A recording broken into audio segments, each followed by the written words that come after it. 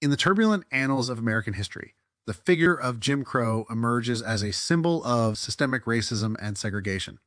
Born in the post-Civil War era, Jim Crow wasn't a person, but a set of laws and practices that enforced racial segregation in the southern United States. His origins trace back to a character in 19th century minstrel shows, embodying racial stereotypes that would become deeply ingrained in American society. As the Reconstruction era unfolded, Southern states sought ways to maintain white supremacy despite the abolition of slavery. Jim Crow laws, named after the minstrel character, became the vehicle for institutionalizing racial discrimination. These laws dictated separate public facilities for blacks and whites, from schools to water fountains, perpetuating a stark racial divide. The era of Jim Crow thrived on dehumanizing practices. It was a time when African Americans faced not only legal segregation, but also violence and intimidation.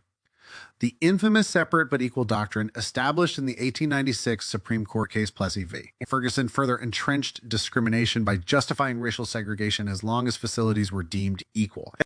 The fight against Jim Crow gained momentum during the civil rights movement of the 1950s and 1960s. Courageous individuals like Rosa Parks and Martin Luther King Jr. challenged these oppressive laws, sparking a nationwide conversation about racial injustice.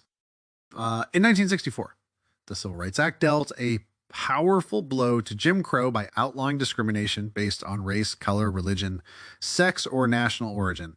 The Voting Rights Act of 1965 followed, dismantling barriers that had disenfranchised African American voters.